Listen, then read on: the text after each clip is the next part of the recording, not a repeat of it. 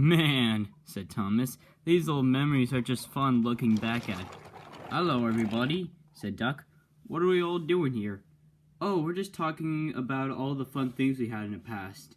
We're basically taking a trip down memory lane, said Percy. Oh, that's interesting, said Duck. Maybe I can hang out with you guys for like 20 minutes before my next train. Oh, what are some fun memories you guys had in mind? We were just about to mention your crash you had in the barber shop, Duck, laughed James. Duck remembered his crash at a barber shop he had in 1986. Duck remembered the day that he was a runaway with Edward's trucks, and he had just almost hit James at a station, but luckily he turned into a sighting, but unfortunately he crashed into a barber shop head first. The silly cars had knocked the conductor off his van and left him far behind after he had whistled the warning. But the cars didn't care. They were feeling very pleased with themselves. So yeah, said Duck, that was a pretty interesting day, to say the least. And if I remembered correctly, a little while after my accident, you had an accident yourself, didn't you, Thomas? Unfortunately, I did, said Thomas. Let me explain this. This was around the time that Donald and Douglas arrived in the island.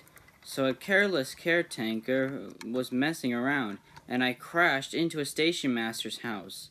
And I ruined the station master's family's breakfast. I felt terrible.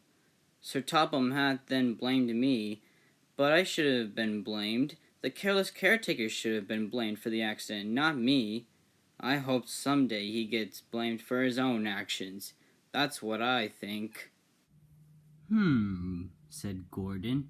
Oh, I know another memory we can talk about. It was one that Henry had in '98. You pulled the flying kipper, said Gordon. Henry pretended he didn't listen, but he had to admit. It's true, said Henry. I pulled the flying kipper one time and I didn't even listen to Thomas's warning. It was a really foggy night and I really couldn't see anything. Once I saw the water, I tried to brake as hard as I could, but the rails were slippery from the water and I went into the water and the flying kipper was then ruined that night. The next morning, I was lifted onto a boat and Sir Topham Hatt told me that I was meant to deliver fish and not swim with them. I should have listened to you, Thomas. But then you had to take the express, said Gordon, and I had to pull the smelly flying kipper. Luckily I didn't have any accidents, but then I had the smell of fish around me. Huh, I'm glad I don't have to do it again. But, said Henry, what if Spencer pulled the flying kipper instead of you? Oh, said Gordon, I would actually pay good money to see that. That would be a really funny sight. Oh, I have another fun memory, and one more before Duck has to leave, said Henry. Why don't we talk about the time James had trouble on Gordon's Hill in '91? Okay, I might as well talk about it, said James. It was a gray sky day, and Gordon warned me that the rails were slippery on his hill. I didn't listen, and I thought Gordon knows everything. But I knew that Gordon was right after that. I tried as hard as I could. I huffed and I puffed, but I still couldn't get through the hill.